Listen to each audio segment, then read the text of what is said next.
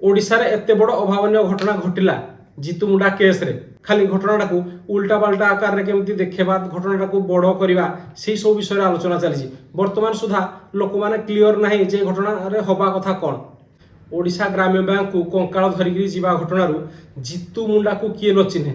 जितु मुंडा कहले ओडिशा रे समस्त जानती ओडिशा रे कोन वर्तमान भारत वर्ष रे आ बाहर देश रे मध्य लोक जानिया पय लागले ना जे जितु मुंडा किए आ जितु मुंडा कोन कोन करथिले। हेले एई घटना परे कोन कोन घटिला किए दोषी साब्यस्त हला से विषय आम आलोचना करबा आ कोन कोन होबा कथा कोन कोन घटुजी ता विषय आलोचना करबा।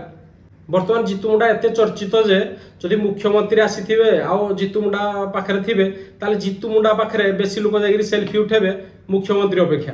घटनाटी कोन घटिथिला जे जितु मुंडा नामक जड़े व्यक्ति से बलद बिकिरी 19,200 ना 300 टंका भौणी खाता रखिथिले बोधे निजर खाता नथिला से भौणी खाता रखिथिले आ से मरी जीवा परे से वर्तमान चाहिले जे टंका बाहर करिया पय आ ताको घरे मध्य किछि समय माने समान जेतु आउ दुई भौणी अछंती आ ये जने भाई एमानक भितरे भी माने सुनिया पाई मिली जे झगड़ा भी आग्रह हेछि जे मु बलद बिकिरी पैसा जो रखिथिली ए पैसा मु ही नेबी आ कहि नबनी।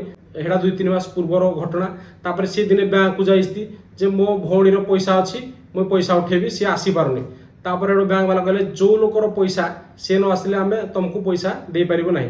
तापर से परे मानिला जे नाही से वर्तमान आ दुनिया रे नाही से मरी जाइछि ता पैसा मु केमती उठेबी। आ बैंक वाला कहिथिले जे मृत्यु प्रमाण पत्र आनले तमे टंका उठे पारिबो आमे हेमती पैसा दे पारिबोनी।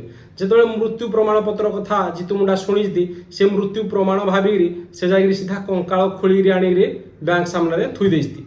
तापर ए वीडियो भाइराल होला परे से सब जगह चर्चित देश विदेश सब जगह चर्चित ताको घरे नेता मंत्री किए बा माने ता घर को न जाउजी लोक माने हुए तो आमे बहुत लोक भाबुथिबे जे से गोटे सरल लोक ताको बहुत लोक साहाय्य करिया पे चाहुस्ती देखिया पे आसुस्ती किंतु मुख्य जिनिस हला जे मीडिया वाला ताको निज चैनल रो एडवर्टाइज पे से जगह को आसुस्ती कारण से निजे गोटे वर्तमान बहुचर्चित व्यक्ति हुए तो ये चर्चाटा बहुत अल्प दिन पाए तापर आ किछि रहिबनी किंतु वर्तमान मीडिया वाला किंबा जे कोनोसी चैनल वाला हो से माने पैसा कोन पाई साहाय्य करूती से ताको निज चैनल रो प्रसिद्धि पाई साहाय्य करूती आ किछि सहृदय व्यक्ति जेहेतु गरीब लोकड़े माने इभा गोटे माने स्तर को जाइथिला ताको भी किछि लोक साहाय्य करूती। हेले एई भितरे बैंक वाला को दोष दौस्ती किछि लोक सरकार को दोष दौस्ती असले एई जगह दोषी किए जदि आमे देखिबा किछि सरकारी लोक कि नेता मंत्री मध्य बैंक वाला को दोष दौस्ती। मोर गोटे प्रश्न हला जे जो नेता जनक दोष दौस्ती जे बैंक वालार भूल बैंक ना रे कार्यानुष्ठान निया जिवो आज गोटे साधारण लोक जीव से नेता ना धरी तांको बैंक रे जीव जे एई नेता जनक होस्ती मो भाई आ से मरी जाइस्ती मते वर्तमान पैसा दियो कोन ताको पैसा दे देबे सी तार कोन हेटे लेखा है जे ये तार भाई ये मरी जी ना कोन जड़े मरीगले जड़े लोक मरीगले तार विभिन्न प्रकार नियम अच्छी जदि नॉमिनी थिबे आ जदि नॉमिनी नथिबे जदि नॉमिनी थिबे ताले से डेथ सर्टिफिकेट आनिमो आ नॉमिनी को टंका दिए जिवो जदि नॉमिनी नथिबे ताले तांकर उत्तराधिकारी रो सर्टिफिकेट बाहरिबो डेथ सर्टिफिकेट बाहरिबो आ जो माने उत्तराधिकारी थिबे से मान को टंका दिए जिवो बैंक रो डाउटे नियम अच्छी सेमती धरा जो गोटे घटना हेई गला बली हमें केवल जड़े बैंक वाला को दोष दबा सेडा भूल जिनिस। आउ किसी लोकंकर एटर प्रश्न अच्छी जे ये घटना हैला परे बोधे बहुत गुड़े नियम बदली जाइछि किंतु ये घटना हैला परे नियम कोन बे बदलिबो से जड़े साधारण लोक तांको नियम जणा नै से भूल वशतः ए भला गुड़े काम कर देथिले ता माने वर्तमान देखिबे सब जगह चर्चा होछि जे किछि गुटे कहि देले से कोइ जे हम कंकाळ धरि जिवु से जितु मुंडार आ गुटे वीडियो भाइराल होछि से कोइ जे आम गाँ को जदि पानी न आसे मु पुणी गुटे कंकाळ धरि जिवि पानी ऑफिस को अरे गोटे घटना हो गला भूल बुझाणा ता माने नहीं जे एटे नियम बदली जीव जहाँ नियम अच्छी ताहा ठीक अच्छी कारण जड़े व्यक्ति जदि मरी जाती मनकर जी जो व्यक्ति मरीगले ताको खातार तो लेखा नथिला ना जे मु जदि न आइबी एटे जो जितु मुंडा को टंका दी दिए जीव तार गोटे नियम कानून अच्छी तांकर डेथ सर्टिफिकेट आनिमो कि उत्तराधिकारी से माने तार टंका नेबे। मीडिया रे एमती बहुत लोक अच्छी जो माने बहुत ज्ञानी କିନ୍ତୁ ସେମାନେ ଏଇ ଜିନିଷଟାକୁ କେବଳ ଚର୍ଚ୍ଚାରେ ନେବା ପାଇଁ କିଏ ଗୋଟେ ଦୋଷୀ ସାବ୍ୟସ୍ତ ହେଲେ ପୁଣି ଆହୁରି ସେଇ ଜିନିଷ ଚର୍ଚ୍ଚିତ ହବ। ଆଉ ଗୋଟେ ମାନେ ଟିଆରପି ସେମାନଙ୍କର ବଢ଼ିବା ପାଇଁ ସେମାନେ କହୁଛନ୍ତି ବ୍ୟାଙ୍କ ବାଲା ତାଙ୍କୁ କହିଲେ ଯେ ଯାଅ ତାଙ୍କୁ ଧରିକିରି ଆସ, ସେ ଯଦି ମରିଯାଇଥିବି ବି ତାଙ୍କୁ ଧରିକି ଆସ। ସେ ସବୁ ମିଛ ଖବର ଦେଖିକିରି କୌଣସି ବିଶ୍ୱାସ କରନ୍ତୁ ନାହିଁ। କିମ୍ବା ବହୁତ ଲୋକଙ୍କର ଯେଉଁ ପ୍ରଶ୍ନ ଅଛି ଯେ ଜଣେ ମରିଗଲେ ଏଥର ବୋଧେ ସିଧା ଆମେ ଗଲେ ଟଙ୍କା ମିଳିଯିବ, ସେମିତି କିଛି ପରିବର୍ତ୍ତନ ହେବାର ନାହିଁ। କାରଣ ଯାହା ନିୟମ ଅଛି ତାହା ଠିକ୍ ହିଁ ଅଛି। ଆମେ ଯେହେତୁ ବ୍ୟାଙ୍କରେ କାମ କରୁଛୁ, ଏଭଳିଆ ବହୁତ ଗୁଡ଼ିଏ ଘଟଣା ଆମ ପାଖରେ ଘଟେ, ହେଲେ ତାକୁ ନିୟମ ଅନୁସାରେ ଆମେ ପାଳନ କରିକିରି ଏଇ ଯେଉଁ ସେଟଲମେଣ୍ଟ କରୁ। ଧର ଯେଉଁ କିଏ ମରିଯାଇଛି ଯଦି ଡିଜିଜ୍ ସେଟଲମେଣ୍ଟ ଯେଉଁଟା ହୁଏ ତାକୁ ନିୟମ ଅନୁସାରେ କରାଯାଏ। ଏମିତି କିଏ କହିଦେଲା ବିଭିନ୍ନ ପ୍ରକାର ଚର୍ଚ୍ଚା ମାନେ ବିଭିନ୍ନ ପ୍ରକାର ମିଡ଼ିଆ ଦେଖାଉଛି ବର୍ତ୍ତମାନ ଲୋକମାନଙ୍କୁ ଖାଲି ଭୁଆଁ ବୁଲାଉଛି। ଲୋକମାନଙ୍କୁ ଦେଖେଇବା କଥା ଯେ ଜିତୁ ମୁଣ୍ଡା ଏଇ ଯେଉଁ ଜିନିଷଟା କଲେ ଏଇଟା କ'ଣ ପାଇଁ କଲେ, ତାପରେ ଅସଲରେ ନିୟମଟା କ'ଣ ଥିଲା, ବ୍ୟାଙ୍କ ବାଲାଙ୍କର କ'ଣ ଭୁଲ କ'ଣ ଠିକ୍, ସେସବୁ ଜିନିଷ ଦେଖେଇବା ଜାଗାରେ ସେସବୁ ମାନେ ଜିନିଷଟାକୁ ଲୋକମାନଙ୍କୁ ଉଲ୍ଟା ପାଲ୍ଟା ଦେଖାଉଛି। ମାନେ ବର୍ତ୍ତମାନ ଏତେ ବଡ଼ ଘଟଣା ହେଲା କିନ୍ତୁ ଲୋକମାନେ এই ছোট জিনিসରୁ ଶିଖିବା କଥା ଯେ ଜଣେ ମରିଗଲେ କେମିତି ପଇସା ଉଠାଯାଏ। କିନ୍ତୁ ବର୍ତ୍ତମାନ ଯଦି ମିଡ଼ିଆ ଦେଖିବେ କି ବିଭିନ୍ନ ପ୍ରକାର ଜିନିଷ ଦେଖିବେ, ବର୍ତ୍ତମାନ ସେମାନେ ତାଙ୍କ ମୁଣ୍ଡରେ ଅଛି ଯେ ବ୍ୟାଙ୍କ ବାଲାଟା ଭୁଲ କରିଥିଲେ। ଏବେ ଆମେ କାହାକୁ ସପୋର୍ଟ କରୁନୁ, ବ୍ୟାଙ୍କ ବାଲା ବୋଲି ଆମେ ବ୍ୟାଙ୍କ ବାଲାକୁ ସପୋର୍ଟ କରୁନୁ, କିନ୍ତୁ ଜଣେ ନିୟମରେ ତ ଯିବ ନା। କାଲି ଆପଣଙ୍କ ପଇସା କିଏ ଯାଇକିରି ଅଲଗା ଲୋକ ଯାଇକିରି କହିବ ସେ ମରିଯାଇଛି ମୋତେ ପଇସା ଦିଅ, କ'ଣ ଆପଣ ରାଜି ହେବେ? ଆପଣଙ୍କର ଯଦି ଆକାଉଣ୍ଟରୁ ଟଙ୍କା ଦେଇ ଦିଆଯିବ, ବ୍ୟାଙ୍କ ବାଲା ଆମଠି ଆସିକି ଯଦି କିଏ ମାଗି ନେଲା ଆପଣଙ୍କ ଟଙ୍କା, ତାହେଲେ ଆପଣ ରାଜି ହେବେ କି? ରାଜି ହେବେନି। କୌଣସି ଆକାଉଣ୍ଟରେ କାହାରି ନାଁ ଲେଖା ନଥାଏ।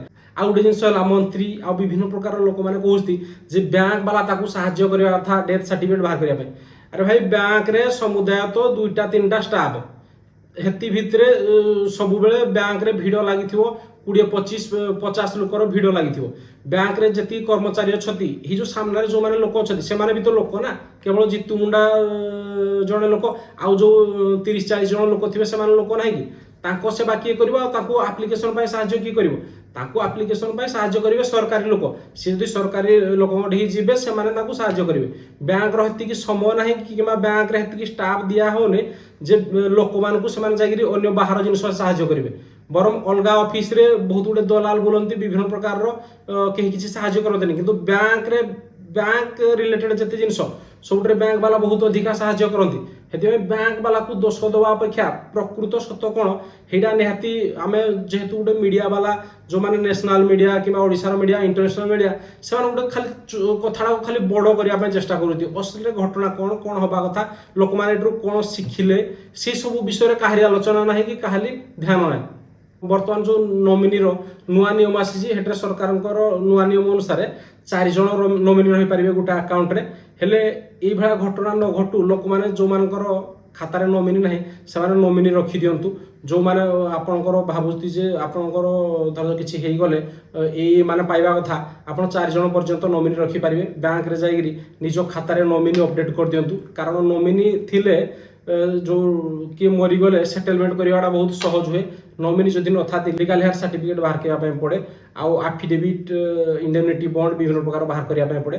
ହେଲେ ସେଥିରୁ ଦୂରରେ ରହିବା ପାଇଁ ନିଜ ଖାତାରେ ନିଜେ ନୋମିନି ରଖନ୍ତୁ।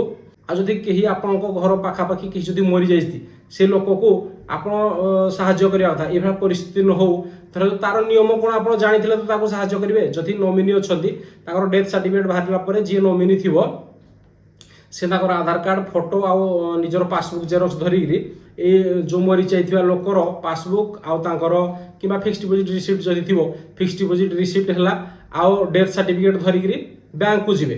ଆଉ ବ୍ୟାଙ୍କରେ ଦେଲେ ସେମାନେ ଏଇଟା ସେଟଲମେଣ୍ଟ କରିକିରି ସେ ଲୋକ ଆକାଉଣ୍ଟକୁ ପଇସାଟା ପଠାଇଦେବେ। କିମ୍ବା ଯଦି ସେଠାରେ କେହି ନୋମିନି ନଥିବେ ତାହେଲେ ଲିଗାଲ ହେୟାର ସାର୍ଟିଫିକେଟ୍ଟା ଏକ୍ସଟ୍ରା ବାହାରେ। ଆଉ ବ୍ୟାଙ୍କରେ ଯେଉଁ ଫର୍ମ ଦେବେ ତାକୁ ପୂରଣ କରିକି ଦେଲେ ବ୍ୟାଙ୍କରୁ ଆପଣଙ୍କୁ ଟଙ୍କାଟା ମିଳିଯିବ। ଏଇ ଜିନିଷ ଆମେ ଜାଣିବା ଦ୍ୱାରା, ଅନ୍ୟମାନଙ୍କୁ ଜଣାଇବା ଦ୍ୱାରା ସଚେତନ ହେଇପାରିବା। ଏଇ ମିଡ଼ିଆ ବାଲାଙ୍କର ଏଇ ଯେଉଁ ବେକାରିଆ ଚର୍ଚ୍ଚାରୁ ମାନେ ଲୋକମାନେ କ'ଣ ଏଇ ଘଟଣାରୁ ଶିଖିବେ? ଲୋକମାନେ ଖାଲି ଗୋଟେ ମାନେ ଏଣ୍ଟରଟେନମେଣ୍ଟ ଭାବରେ ଦେଖୁଛନ୍ତି କି ଜିତୁ ମୁଣ୍ଡା ଭଳିଆ କଙ୍କାଳ ଉଠେଇ ଆଣିଲା, କିଏ ଅନ୍ୟ ଲୋକ କହୁଛି ମୋତେ ଚାକିରି ନଦେଲେ ମୁଁ କଙ୍କାଳ ଉଠେଇ ଆଣିବି, କିଏ କହୁଛି ଇଲେକ୍ଟ୍ରି ଅଫିସକୁ ନେବି ମୁଁ କଙ୍କାଳ। ଆରେ ଏଇସବୁ ଜିନିଷ ଚର୍ଚ୍ଚା କ'ଣ? ଜିନିଷଟା ଏଇଭଳିଆ ଯଦି ଗୋଟେ ଘଟଣା ଘଟିଯାଇଛି, ଗୋଟେ ସାଧାରଣ ଲୋକ ଏଇଭଳିଆ କରିଦେଇଛି, এই ঘটনার আমি কোণ শিখিলে সেই সব জিনিস মিডিয়া বালা দেখাইবা কথা।